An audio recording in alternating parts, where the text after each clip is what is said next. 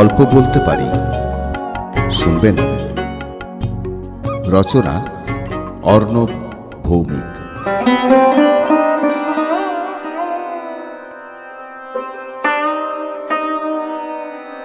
Class 9, তখন জলপাইগুড়িতে থাকতাম। বয়েজ স্কুলে পড়ি, তাই মেয়ে বন্ধু নেই বললেই চলে। মেয়েদের সাথে কিভাবে কথা বলতে হয় সেটাও ঠিক জানা নেই। আর প্রেম, হাসালেন মশাই। থাক, সে আর বললাম না। কেউ পাত্তা দেয় না। সত্যি বলছি, একদম মিথ্যে বলছি না। কেউ পাত্তাই দিত না। সৌম্যকে দেখলে তাই একটু হিংসেই হতো। প্রায় 7-8টা মেয়ে বন্ধু, জানেন? পুজোর সময় সে সৌম্য কি খুশি, রোজ রাত ঘুরতে যাওয়া কোনো না কোনো মেয়ের সাথে। আমায় দেখে বলল, কিরে, ষষ্ঠী তো কাটলো, সপ্তমী অষ্টমী তো জমিয়ে প্ল্যান করে রেখেছিস না? মনে মনে ভাবলাম, অন্ধের কিবা দিন কিবা রাত। গার্লফ্রেন্ড ছাড়া যে ছেলেগুলো আছে, সেই ছেলেগুলোর মজা বলতে ভাসানের পাগলু ডান্স। যাই হোক, তা বললাম, দেখি কি করি। ওদিকে সপ্তমীর রাত 12টা থেকে খাওয়া বন্ধ করে দিলাম। একদম নির্জলা উপবাস। নতুন পাঞ্জাবি পাজামার সাথে ভেতরের গেঞ্জি জাঙিয়াও ধোয়া পড়ে গেলাম। অষ্টমীর অঞ্জলি শেষ ভরসা। মা, ও মা, একটা মেয়ে দিয়ে দে মা, প্লিজ। তোরও 2টো ছেলে, ওদের মুখ চেয়ে দিয়ে দে মা।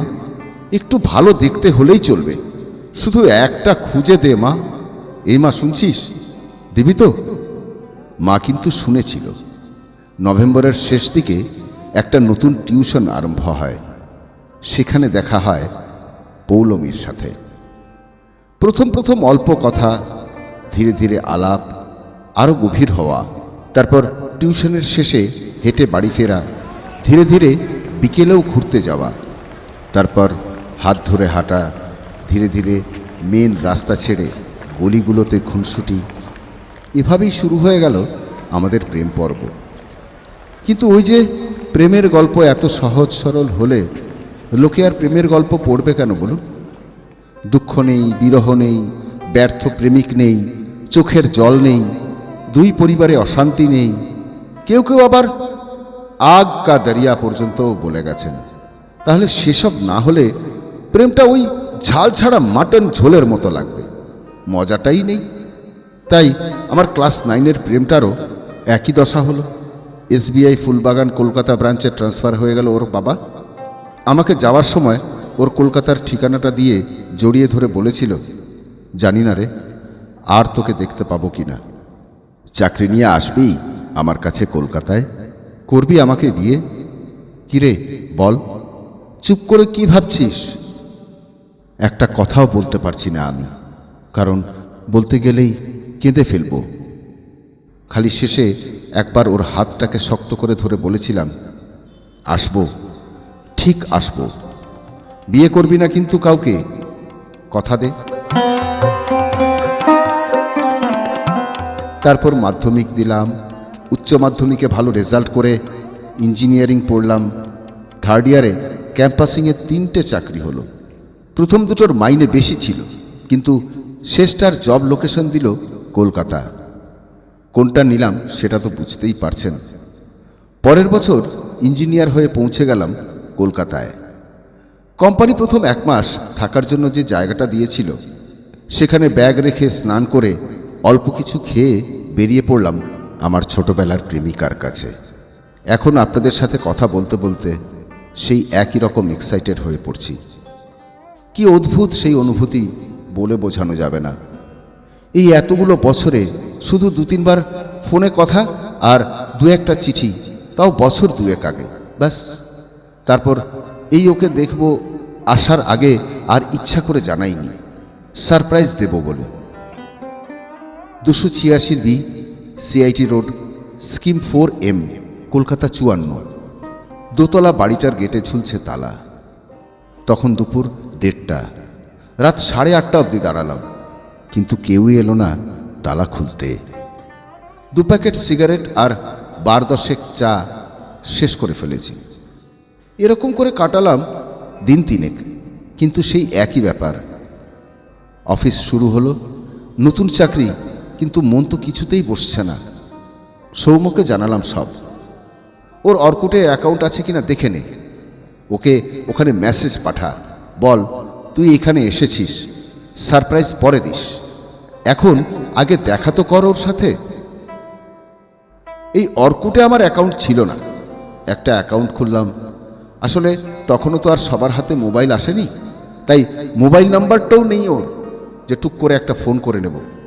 ল্যান্ডলাইন নম্বরটা তো কেউ তুলবেই না, ঘরেই কেউ নেই। যাই হোক, অর্কুটেও পেলাম না ওকে।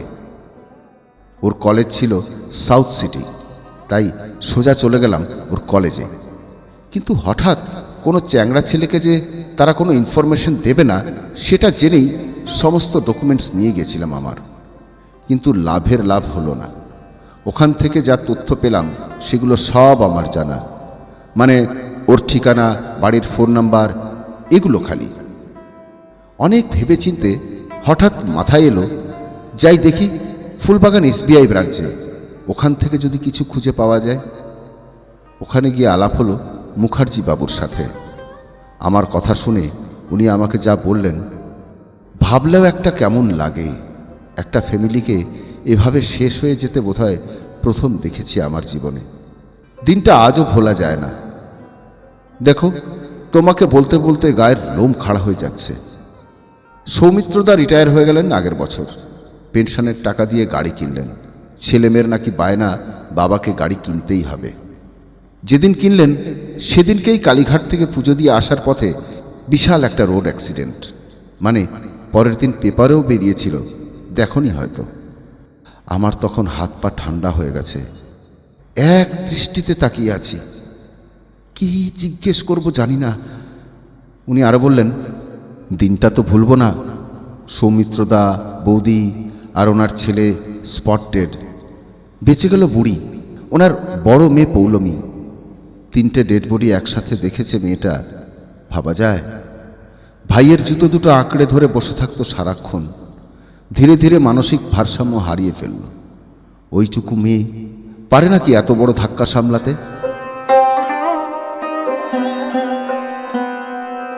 হাসপাতালের ঠিকানাটা নিয়ে যখন ওর সাথে দেখা করতে গেলাম, তখন ওকে দেখে আমি চিনতে পারিনি আমার সেই পৌলমীর আর এর মধ্যে যে অনেকটা পার্থক্য।